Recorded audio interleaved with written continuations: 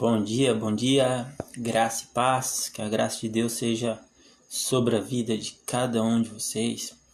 Seja muito bem-vindo, muito bem-vinda à nossa devocional pela página da Igreja Metodista em Paulínia. Gostaria de convidar você a ter um momento conosco nesta manhã de oração, de leitura bíblica, amém? Para edificação. Irmãos, hoje estaremos observando aqui o livro de Êxodo, capítulo 20, amém? Ali a gente vai estar observando os 10 mandamentos, a importância dos 10 mandamentos e vamos aqui observar os seus significados, tá bom? Antes, gostaria de estar convidando você para ter um momento de oração, para que Deus nos conduza diante da palavra do Senhor, para que Deus abra o nosso entendimento, uma oração de gratidão também. Gostaria de estar convidando você para estar nesta manhã conosco, entrando em oração neste momento. Amém? Vamos orar então. Senhor, nosso Deus, nosso Pai. Queremos, meu Pai, te agradecer, Deus. Muito obrigado, Pai, por mais este dia de vida, pela nossa vida, pela vida dos nossos familiares, nossos filhos, filhas, pais, avós, entes queridos, amigos. Te agradecemos, meu Pai, pela vida de todos, ó Pai. Te agradecemos pela sua misericórdia que se renova a cada manhã em nossas vidas. Te agradecemos pelo seu amor, meu Deus. Pai, que está sempre cuidando e protegendo de todos nós. Senhor, pedimos ao Senhor que nos conduza diante da Tua palavra, que abra o nosso entendimento, meu Pai, para esta leitura, que venha falar em nossos corações, meu Pai, nesta manhã de hoje, Pai. Nos ensina a ouvir a Tua voz, Deus. Nos ensina, Senhor, a aprender aquilo que o Senhor tem proposto para cada um de nós, Deus. Esta é a oração que fazemos, pedindo ao Senhor que venha conduzir este tempo devocional de oração, esse tempo de leitura bíblica, que venha conduzirmos, nos conduzir, meu Pai, à fidelidade das Tuas Escrituras e da Tua Palavra. Em nome de Jesus, amém. Amém, irmãos. Então hoje estaremos observando aqui o livro de Êxodos, capítulo 20, amém? A gente vai falar um pouquinho sobre os 10 mandamentos, né? A importância dos 10 mandamentos, o porquê, né? Que foi feito os 10 mandamentos, o porquê Deus estabeleceu estes mandamentos, entregou a Moisés para que Moisés trouxesse até o povo, para que se houvesse realmente ali regras, para que se houvesse ali limites, para que se houvesse ali uma posição na qual eles pudessem observar e seguir, para que não ficasse cada um fazendo sua própria lei, cada um fazendo sua própria ordem. Então Deus estabeleceu os 10 mandamentos, as leis, para que houvesse uma ordem, uma organização na qual eles deveriam observar e seguir. Então esta é a grande importância, né? Os mandamentos vêm para trazer ordem, vêm para trazer organização, vêm para mostrar uma posição, um posicionamento no qual ali o cristão, a pessoa deve seguir. Lembre-se sempre do que Jesus falou, que ele não veio para abolir a lei, mas veio para cumprir a lei. Isso porque muitos deixaram de observar os mandamentos, as leis, como se fosse algo remetido ao passado, ao Antigo Testamento apenas. Mas o que Cristo veio na verdade fazer é fazer cumprir essas leis através da graça, né? E se você observar a graça, você vai ver que a graça ela é ainda mais rígida do que a própria lei, né? A graça é ainda mais rígida. Ela exige, né? Ela exige um compromisso, um comprometimento, né? Sobre as leis, ainda até maior. Então, irmãos, começando aqui no capítulo 20, no versículo 1. Está escrito assim: Então falou Deus todas estas palavras, dizendo: Eu sou o Senhor teu Deus, que te tirei da terra do Egito, da casa da servidão. Não terás outros deuses diante de mim, né? Deus já relembra aquele povo, o que ele fez, né? Da onde que tirou aquele povo da casa da servidão do Egito, das mãos de Faraó, de uma vida de escravidão, tirou aquele povo de lá e estabeleceu ali já uma ordem. Não terás outros deuses diante de mim. O que quer dizer isso? Ali Deus está mostrando para o povo a importância da fidelidade ao Senhor, né? Da gratidão na qual eles deveriam ter a Deus, porque Deus fez todas aquelas coisas na vida daquelas pessoas. Então ele está colocando ali: eu sou o que fiz, eu tirei vocês da mão de Faraó, eu livrei vocês da servidão, não terás outros deuses. Então ele está apontando para as pessoas uma direção sobre gratidão, na qual eles deveriam ter o coração agradecido a Deus por todas as coisas que Deus estava fazendo na vida deles, né? E não descumprir esta ordem de Deus, adorando outras imagens ou atribuindo tudo que Deus fez na vida deles a alguma imagem, alguma escultura ou algo relacionado assim que eles acreditassem ser um Deus, né? Então Deus está mostrando para eles que eles não precisavam ter algo para adorar a Deus, ter algo no qual se espelhar, no qual enxergar, no qual ver para adorar a Deus. O que eles precisavam ter era obediência, fidelidade e gratidão. São estas coisas que alegram o coração do Pai. Continuando aqui. Não farás para ti imagem de escultura, nem alguma semelhança do que há em cima nos céus, nem embaixo na terra, nem nas águas debaixo da terra. É Deus novamente falando: vocês não precisam disso. Vocês não precisam de imagem que haja semelhança no céu, imagens de anjos, imagens de santos. Vocês não precisam de imagens que hajam embaixo da terra ou nas águas, nenhum tipo de imagem, nenhum tipo de escultura, nada. Vocês não precisam de nada disso para me adorar. Nada. Para me adorar é preciso apenas fidelidade, obediência, gratidão. Deus está apontando para eles, apontando para nós, né? O que precisamos ter para adorar a Deus? Um coração obediente, um coração grato, um coração de fidelidade. É isso que Deus quer, é isso que Deus espera, um coração de verdadeiros adoradores, coração que são ali voltados, prostrados para a glória e para a santidade de Deus. Então Deus ali, ele reafirma isso. Vocês não precisam de nada disso para me adorar. Tudo isso é supérfluo. Tudo isso não leva a lugar nenhum. A única coisa que vocês precisam ter é a gratidão, a fidelidade e a obediência.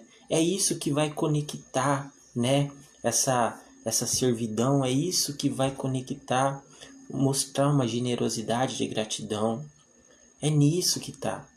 É uma atitude de relacionamento, de compromisso, de seriedade, de lealdade. Então Deus aponta para estas coisas.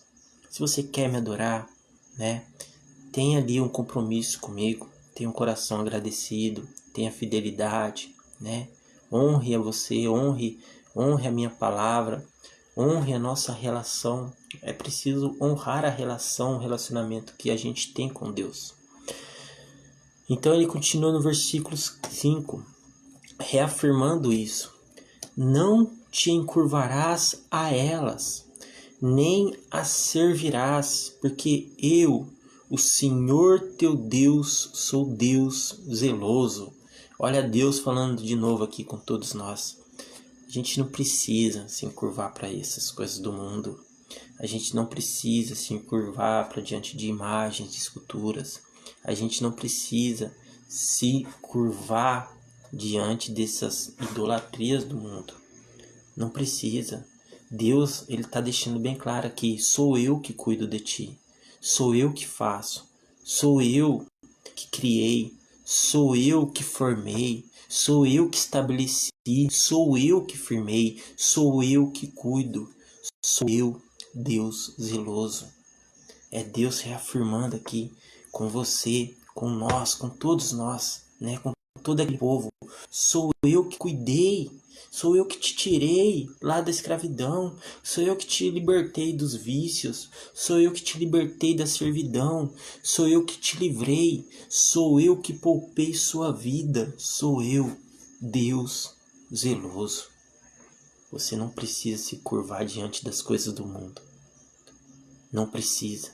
Mas lembre-se do compromisso que você tem comigo. Lembre-se de ter um coração de fidelidade, um coração de gratidão. Lembre-se de honrar a nossa relação. Sou eu, Deus zeloso, ele continua falando, que visito a iniquidade dos pais nos filhos, até a terceira e quarta geração daqueles que me odeiam. A consequência, né, daqueles que criam um ódio e resistem à glória, à santidade de Deus. Aqueles que hoje se alegam ser ateus, por exemplo, aqueles que hoje alegam não acreditar a Deus, que resistem à glória de Deus, que resistem à graça do Senhor, que resistem à soberania de Cristo, aqueles que resistem à cruz de Cristo e não aceitam, não querem aceitar por mais que entendem, não fazem o mal apenas para si mesmos, mas para suas heranças, seus herdeiros, seus sucessores. Porque Deus visita a geração de todos aqueles. Então você vai encontrar nos dias de hoje muitas pessoas, muitas famílias que estão passando por situações nas quais eles não entendem. E muitas vezes a questão não está ali naquele momento, mas já vem de antes. Já vem de uma rejeição, já vem de uma negação. Lembre-se que a rejeição, irmãos, em todos os âmbitos, a rejeição à palavra de Deus, a rejeição à glória de Deus, a rejeição à santidade de Deus, a rejeição ao amor, tanto a Deus quanto a rejeição ao amor ao próximo, sempre trará consequências futuras, que talvez não nos atinja neste momento, mas pode atingir nossos filhos.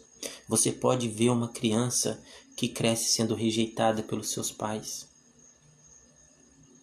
Você pode ver um pai que vive a vida rejeitado pelo filho. O que essa criança será lá na frente? Qual é o tamanho da tristeza do coração de um pai quando ele é rejeitado e muitas vezes abandonado, largado, deixado de lado pela família? Você entende que a rejeição ela sempre traz consequências futuras. Então, quando estes rejeitam a glória, a santidade de Deus, rejeitam ali a soberania de Deus, eles atraem para eles consequências. E Deus, claro, que ele visita a terceira e a quarta geração daqueles que o odeiam. Quem é aqueles que odeiam a Deus? Aqueles que o rejeitam, que não o aceitam, que não o suportam, aqueles que lutam contra Deus. Esses são os que odeiam a Deus, que rejeitam a graça de Deus na vida deles. Então, irmãos, a lei ela estabelece isso aqui, onde Deus fala. Você precisa entender a lei e entender a graça, o porquê disso. Você precisa aceitar esses dois. Não há como você apenas viver a lei sem observar a graça, porque você vai precisar da graça, porque todo mundo peca. Eu peco, todo mundo peca. Todo mundo tem falhas, todo mundo tem erros. Não há como se viver só na observância da lei sem viver, sem depender da graça. Somos totalmente dependentes da graça de Deus. E a graça ela vem para cumprir essa lei na nossa vida. E a graça trará não só coisas que nos ajudará, misericórdia sobre nossa vida, mas também trará consequências por muitas vezes estarmos fora da lei de Deus, fora da observância dos seus mandamentos. Continuando aqui, versículo 6: E faço misericórdia a milhares dos que me amam e aos que guardam os meus mandamentos. Quem são os que amam a Deus? Deus deixa bem claro isso na Bíblia. Quem são os que amam a Deus? Aqueles que guardam seus mandamentos, que respeitam a sua palavra, que observam as suas leis, que sabem que dependem da graça de Deus. Esses são os que amam a Deus, que respeitam as suas ordens, as suas palavras, as suas leis, que têm um coração de obediência, um coração de fidelidade, um coração de gratidão voltado ao nosso Senhor, amém? Então Deus faz misericórdia, Ele faz misericórdia a milhares dos que o amam. Versículo 8 agora: Lembra-te do dia do sábado para o santificar. 6 dias trabalharás e farás toda a tua obra, mas o 7º dia é o sábado do Senhor, teu Deus. Não farás nenhuma obra, nem tu, nem teu filho, nem tua filha, nem o teu servo, nem a tua serva, nem o teu animal, nem o teu estrangeiro, que está dentro das tuas portas. Porque em 6 dias fez o Senhor os céus e a terra, o mar e tudo que neles há, e ao 7º dia descansou. Portanto, abençoou o Senhor o dia do sábado e o santificou. Amém. Irmãos, a questão da guarda do sábado, né? Alguns guardam o sábado porque entendem que o 7º dia seria no sábado. Outros guardam, entendem que seria no domingo, né? Quando a gente prende a nossa atenção referente ao dia correto no qual se deve guardar, muitas vezes a gente deixa de lado o princípio da ordem de Deus, que está ali no começo, quando ele diz assim: lembra-te do dia do sábado para o santificar.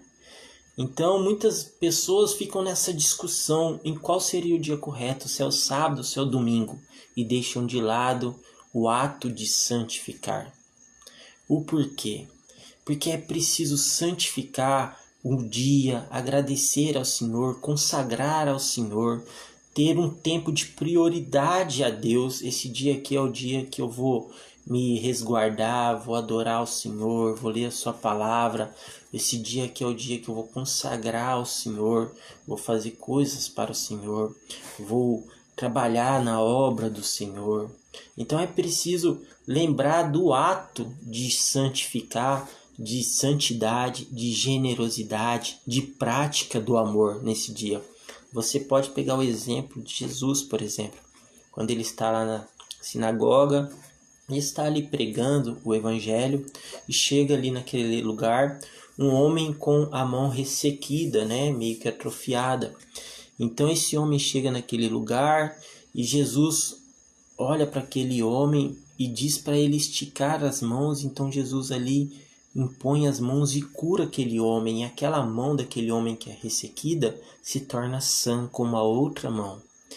E ali naquele mesmo espaço estavam alguns sacerdotes, né? Alguns fariseus, alguns daqueles que estavam naquele momento perseguindo Jesus, tentando jogar Jesus contra o povo, tentando fazer o povo contra Jesus, porque afinal de contas Jesus já estava sendo seguido por muitos. Então esses ficavam ali cercando Jesus, né? Esperando alguma oportunidade ou tentando criar alguma situação para contradizer Jesus ou colocar Jesus numa situação difícil. Então estes homens, né, eles pegam e dizem para Jesus, porque aquele dia era um dia de sábado. Então eles dizem: não é lícito curar no sábado, né? Não é lícito curar no sábado, porque se está ali infringindo as leis. Eles eram grandes observadores das leis. Eles eram grandes guardadores de todas as leis. Porém, eles tinham uma certa resistência em entender a graça. Está entendendo a importância? da graça sobre a lei, da lei que faz parte da graça. Então, o que acontece? Eles questionam Jesus. Jesus disse assim: qual dentre vocês, se tendes uma ovelha e ela cair numa cova, num sábado, não a lança a mão dela para a atirar para fora? Vocês estão entendendo? Então, assim, a santificação está no ato de santidade, está no ato de amor, está no ato de prática do bem, está no ato de obediência, de gratidão. Entende? A importância do dia está no ato de o santificar. E também não adianta você santificar apenas um dia e viver o resto dos outros dias de qualquer maneira, em desleixo.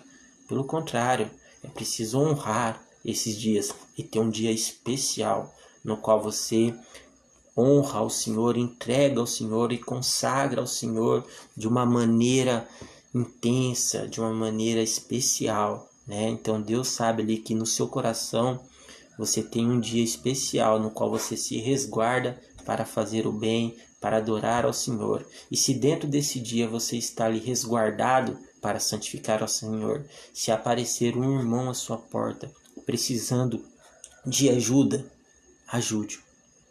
Não há problema nenhum em praticar o bem, seja o tempo que for, seja na hora que for. É Cristo falando mais uma vez. Sou eu que tenho o tempo certo para as coisas acontecerem na sua vida. Sou eu que tenho o tempo certo do milagre acontecer. E não o homem que vai dizer o dia do milagre acontecer. Aquele homem da mão ressequida precisava de um milagre e Jesus curou aquele homem. Porque Jesus o deixaria sofrendo mais um dia? Porque Jesus falaria para ele: volta amanhã porque hoje é sábado, eu não posso te curar porque hoje é sábado. Então volta amanhã, continua mais 24 horas sofrendo, continua mais um dia de dor, continua mais um dia de luto, continua mais um dia de sofrimento. Por que Jesus faria isso com ele? Sabendo que naquele momento, naquela hora, naquela situação, Jesus podia tirar aquele homem daquela cova, podia salvar aquela vida, podia transformar aquela vida. Então ele o fez. Ele disse: estende tuas mãos e confia. E ali curou aquele homem da mão ressequida. Tá entendendo, irmãos? A maravilhosa graça de Cristo. Irmãos, continuando. Versículo 11. Aqui.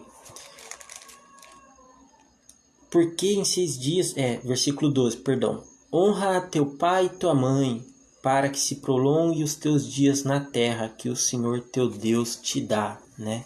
Este mandamento é um dos mandamentos muito atuais nos dias de hoje, né? A questão de honrar o pai e a mãe, honrar a família, né? E vice-versa. Por quê? Porque há uma força espiritual que luta contra a família, todo mundo sabe disso, né? Então hoje você vê muitas famílias devastadas, muitas famílias destituídas, vê muitas famílias que deixaram de ser famílias, hoje são apenas parentes. Por quê? Porque houve distanciamento, porque não observaram a questão da honra, do respeito, da lealdade, do compromisso, em estar próximos, né? Então, independente de como você tenha recebido o amor do seu pai ou da sua mãe, lembre-se sempre de respeitá-lo. Lembre-se sempre de honrá-lo. Eu sei que muitas vezes as situações da vida nos levam a criar rupturas no âmbito familiar, né? Entre pai e filho, entre filho e mãe. Mas maior do que essas rupturas é o amor de Cristo sobre a vida de todos nós. E esse amor sempre nos apontar ao amar ao próximo. Então devemos continuar amando ao próximo, respeitar, honrar o nosso pai e mãe com a nossa própria vida, né? Para que o seu pai e sua mãe um dia possa ver o seu filho, sua filha e dizer: olha lá hoje minha filha, uma mulher de Deus, uma serva honrosa, né? Que adora ao Senhor, uma mulher de respeito, para que um dia o seu pai, sua mãe possa ver o filho, né, deles e dizerem assim: olha lá o meu filho, um homem trabalhador, íntegro, honesto, pai de família. Isso é honrar pai e mãe. Honre o seu pai e sua mãe com sua própria vida. sendo uma pessoa boa, sendo uma mulher honesta, sendo uma boa mãe, sendo uma boa esposa, sendo uma boa irmã, uma boa amiga, uma boa serva de Deus. Honre o seu pai e sua mãe, sendo um bom homem, um homem trabalhador, íntegro, esforçado, honesto, leal, de caráter. Entende? Honre o seu pai e sua mãe com seu exemplo de vida, com seu testemunho de vida. E eu tenho certeza que o coração deles se alegrará ao ver a pessoa que você é hoje. Irmãos, continuando aqui, versículo 13: não matarás.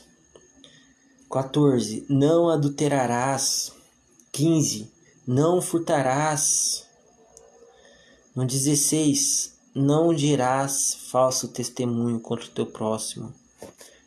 Irmãos, esses 4 versículos aqui, parece que está tudo sendo feito ao contrário nos dias de hoje, não é verdade?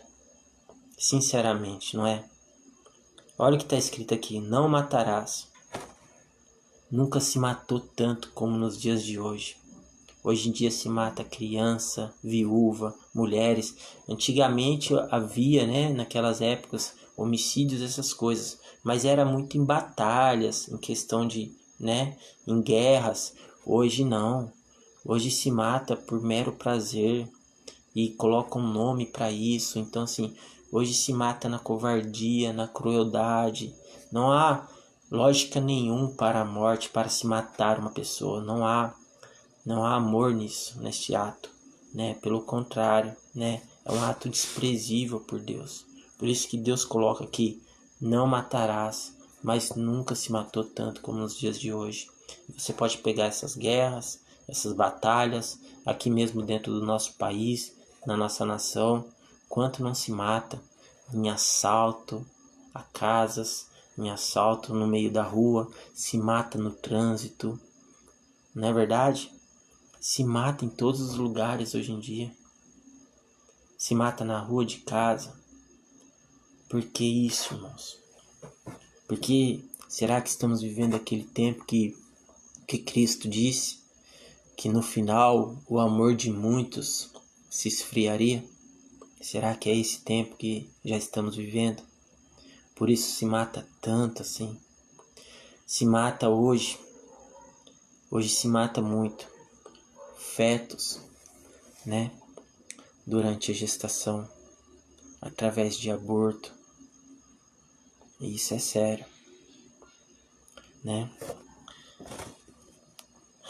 É difícil, irmãos? Porque assim, parece que tá tudo ao contrário do que tá escrito aqui. Parece que estão fazendo tudo ao contrário, Deus, ele já sabia de tudo isso que iria acontecer. E mesmo assim, Deus insiste em nos alertar, em nos ajudar, em nos dar uma direção, em dizer para as pessoas: não matem, mas as pessoas se matam. Não há motivos para matar, mas mesmo assim tentam justificar muitas mortes. Então tudo é uma inversão muito grande de valores, de amor ao próximo, de respeito à palavra do Senhor. Então diz assim, depois eu vou voltar lá porque eu acho que eu pulei um versículo, tá bom? Esse aqui, ó: não tomarás o nome do Senhor teu Deus em vão, porque não terá por inocente o que tomar o seu nome em vão. Olha, eu estava aqui lendo, eu tinha pulado esse versículo. Algo me incomodou e a gente vai voltar aqui. Por quê? O que é tomar o nome do Senhor em vão? É desrespeitar a sua palavra. É resistir. É atribuir coisas que não são de Deus a Deus. Quando você desrespeita qualquer um desses mandamentos: não matarás, não adulterarás, não furtarás, não dirás falso testemunho contra o teu próximo, você está tomando o nome do Senhor teu Deus em vão. Quando você diz que é algo que não é, você está tomando o nome do Senhor Deus em vão. Hoje em dia a gente tem vivido na época do Deus manda dizer, Deus disse isso, Deus falou isso. Tome cuidado, irmãos. Tome cuidado. Tome cuidado. Há muitas coisas assim que estão usando o nome de Deus em vão, em louvores, em altares, principalmente dentro de igrejas. Tome cuidado, né? Porque muito se diz assim, Deus mandou dizer que vai fazer isso, isso e aquilo na vida. Aí não acontece nada na vida da pessoa. Aí a pessoa vai falar o quê? Mas não aconteceu nada. O porquê? Porque aquela pessoa estava usando o nome de Deus em vão, falando coisas da mente dela para outra pessoa, usando o nome de Deus em vão, dizendo que é de Deus, sendo que não era de Deus. Então tome cuidado com isso aí. Cuidado com as pessoas que te dizem isso, tá bom? Para ver se realmente é de Deus. Então, se a pessoa diz isso, no que está santificando, no que está glorificando, perdão, o nome de Deus quando a pessoa te diz isso? Pense nisso. Pense nisso. Porque há muito disso hoje em dia. Lives e mais lives na internet, onde se vê que as pessoas começam a usar o nome de Deus, dizendo que Deus vai fazer isso e vai fazer aquilo, como se Deus fosse alguém que estivesse ali o tempo todo pronto para te servir a qualquer momento, como se ele tivesse que estar à sua disposição, à disposição da sua vontade. E é ao contrário, irmãos. Somos nós que temos que estar dispostos, né, à vontade de Deus. Eu entendi uma coisa na minha vida, eu até cheguei a publicar, né, que quando eu olho para mim, eu vejo o quanto eu fracassei em todos os aspectos, o quanto eu sou falho, né? O quanto eu já fracassei nessa minha vida, o quanto eu já errei, o quanto eu falei. Mas quando eu olho para Deus, eu vejo quão maravilhosa é a graça do Senhor, que até aqui me sustentou, e porque enviou o seu Filho para morrer pelos seus pecados numa cruz, na cruz, no Calvário, pagando o preço pelos nossos pecados. Ali ele nos justificou e ali ele nos deu uma nova oportunidade de vida. Ali Cristo venceu o mundo, e por causa que Cristo venceu o mundo, nós somos mais que vencedores. Não porque vencemos, mas porque Cristo venceu. E nós somos alcançados pela graça de Cristo. Tá entendendo, irmãos? Então é algo sério. Respeite o nome de Deus. Não diga que você é cheio do Espírito Santo sem ser cheio do Espírito Santo. Não fale em línguas que venha da sua mente se realmente não for línguas que venha de Deus, que venha do Espírito Santo, que seja dom gerado dentro de você. Não se engane e não engane as pessoas, porque você prestará contas de todas estas coisas que tens feito. Prestarás contas. E ai daquele, né, que por causa de ensino desvia muitos do caminho. Tome cuidado com tudo isso. Vamos continuar aqui. Não tomares o nome do Senhor teu Deus em vão, né? Agora vamos voltar lá. Não matarás, não adulterarás, não furtarás, não dirás falso testemunho contra o teu próximo, né? Hoje em dia se chama de fake, é isso? Hoje em dia são as fakes, né, nas redes sociais, onde se levantam mentiras, se levantam falsos testemunhos, se levantam falsas notícias, a ponto de ludibriar a população, as pessoas, a ponto de enganar. Todas estas falsas notícias, né, testemunho contra o próximo, que nos dias de hoje chamam de mentira, chamam de fake, perdão, nos dias de hoje chamam de fake, né? O nome é até um pouquinho mais diminutivo da gravidade da questão, continua sendo mentira. E todo mundo sabe o que é a mentira e quem é o pai da mentira. Não é verdade? Então, é fake, sendo fake ou não fake, se faz parte de uma mentira, não pertence a Deus. E pertence ao pai da mentira. Então tome cuidado para não cair nessa tentação de falar mal contra o teu próximo. Pelo contrário, ore por ele, tá bom? E tome cuidado para não participar dessas falsas notícias que nos dias de hoje chamam de fake.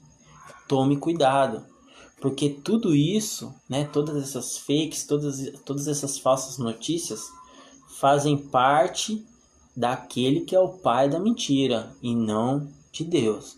Então, quando você escuta essas fakes, essas falsas notícias e compartilha essas falsas notícias, você está fazendo parte, né, da intenção aqui do pai da mentira, do inimigo. E ele vai usar muitas pessoas como trampolim, como transportadores de mentiras.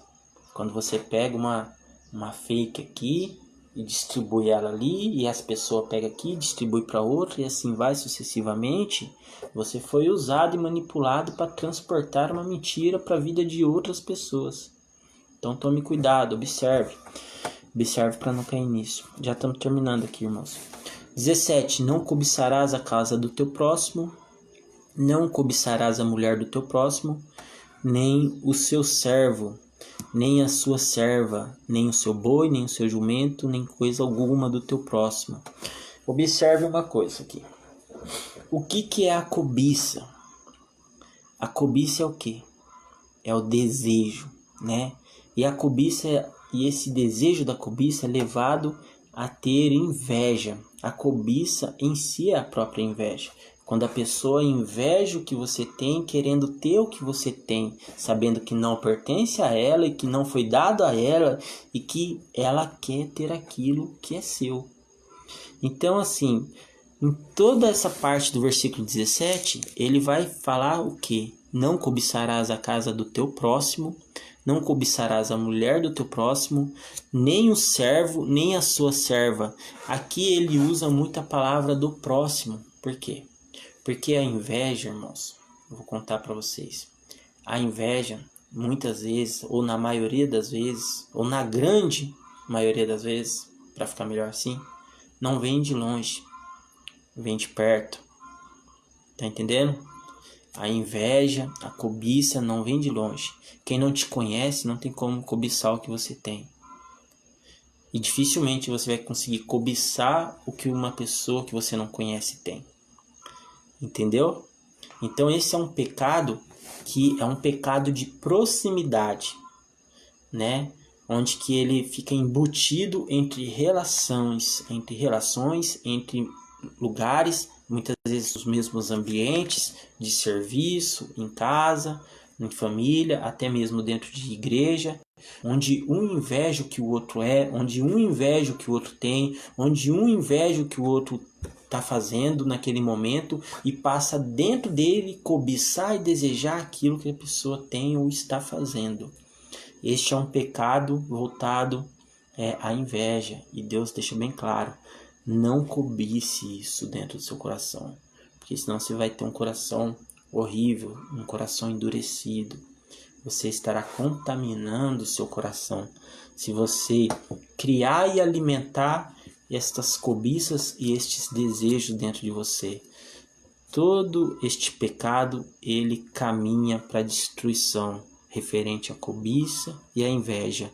Porque quando ele fala assim, não cobiças a casa do teu próximo, ele está te apontando que se você cobiçar, você vai desejar, você vai querer e você vai passar a viver querendo ter aquilo que não te pertence.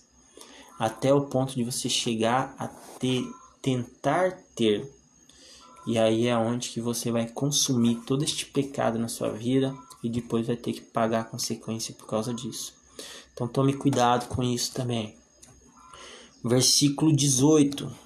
E todo o povo viu os trovões e os relâmpagos e o sonido da trombeta e o monte fumegando, e o povo vendo isto retirou-se e pôs-se de longe, porque Deus estava falando com o povo naquele momento, né?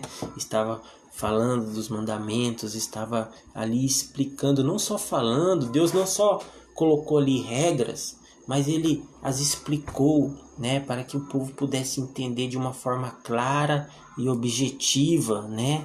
Então ele é bem claro nisso. Quando ele fala não matarás, não adulterarás, não furtarás, todo mundo sabe o que é isso. Todo mundo sabe o que significa isso.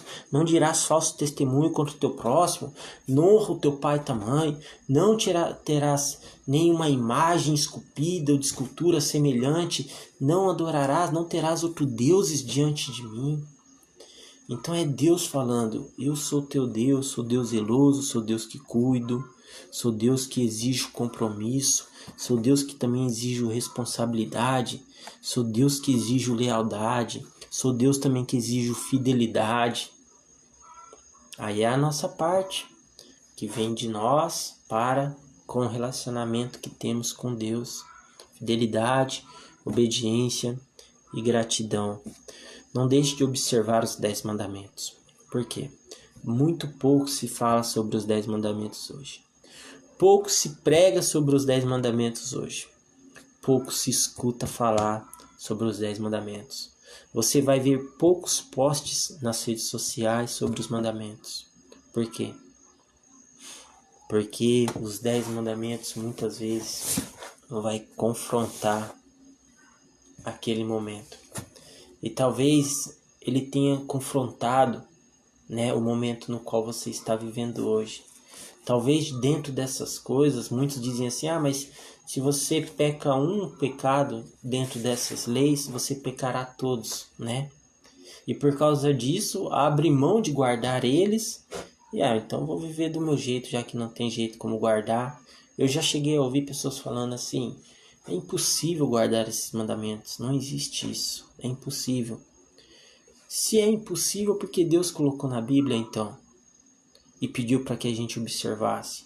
Se é impossível, porque Deus colocou aqui e disse assim, aqueles que me amam guardam os meus mandamentos.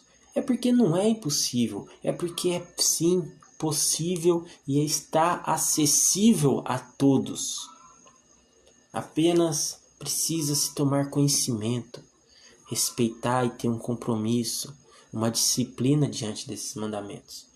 Entender que você precisa, mas que mesmo você praticando tudo isso e observando, você ainda estará sujeito a cometer erros, falhas e cair em pecado. Mas a graça maravilhosa de Deus estará lá para te ajudar a levantar. Então não apenas viva sua vida guardando todos estes mandamentos e negando a graça, porque seria em vão também. Você precisa observar os mandamentos, mas entender que você depende totalmente da graça de Deus, tanto para cumprir e observar os mandamentos, quanto para receber da misericórdia do Senhor se você falhar.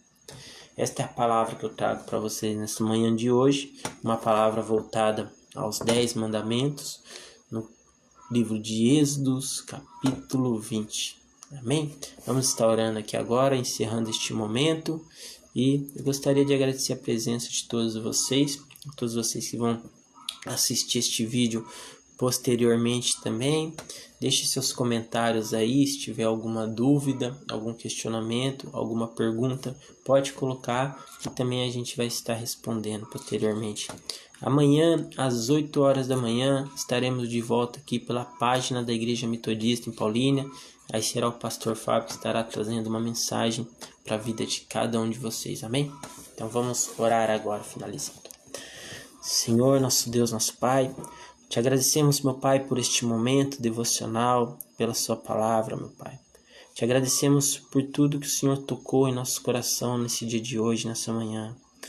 Pai, sabemos que somos falhos, Pai, que somos muitas vezes levados, meu Pai, pelas questões da vida, Senhor.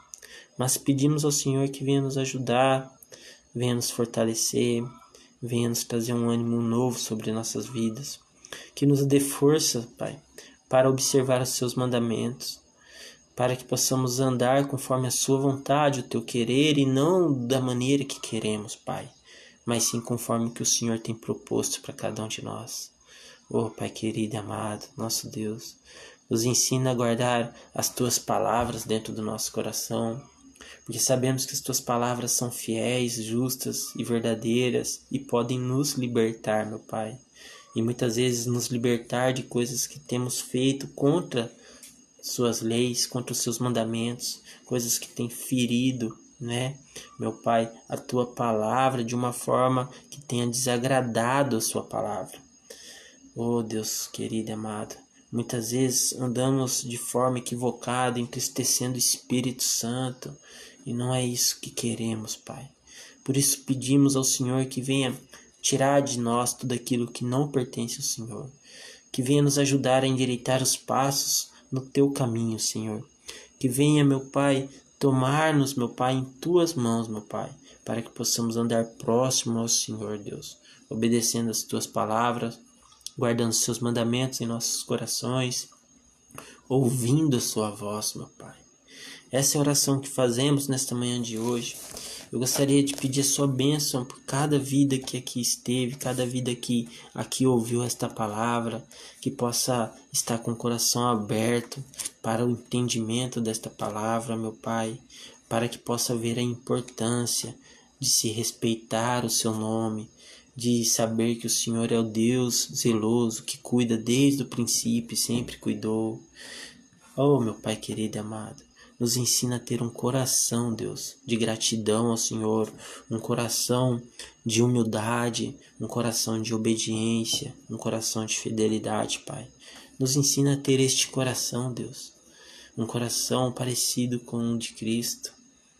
Em nome de Jesus, esta é a oração que fazemos e te agradecemos mais uma vez. Amém.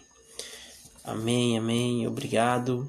Estarei finalizando aqui, tá bom? Todos vocês que participaram aí, a Jana, minha esposa, a Sandra também que esteve aqui participando e a todos os demais aí que eu não consegui identificar aqui, mas fica aí meu obrigado pela participação. Amém.